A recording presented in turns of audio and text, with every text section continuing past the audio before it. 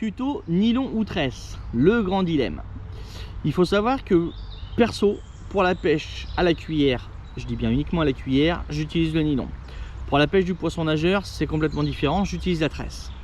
Pourquoi?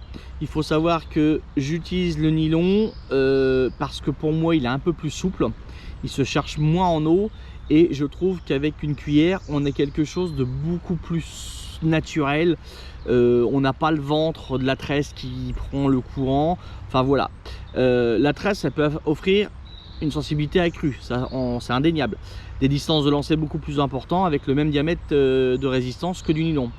Mais elle est beaucoup plus visible dans l'eau. Ça, c'est indéniable.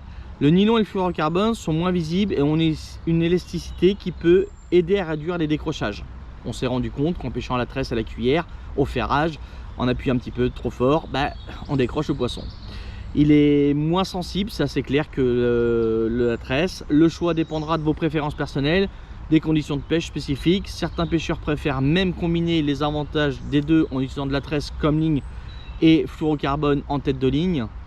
Moi personnellement, j'utilise du nylon sur la bobine intégrale du moulinet et je mets un arraché de 2 mètres environ de fluorocarbone pour augmenter encore la discrétion, parce que c'est vrai qu'on se rend compte que les rivières sont de plus en plus claires en début de saison. Donc moi je recherche vraiment la discrétion pour pouvoir présenter la cuillère dans les meilleures conditions possibles, sans avoir de ventre, qu'elle soit libre, je dirais, de sa rotation et surtout de, je dirais, le ventre qu'on cherche à faire quand on pêche à la cuillère.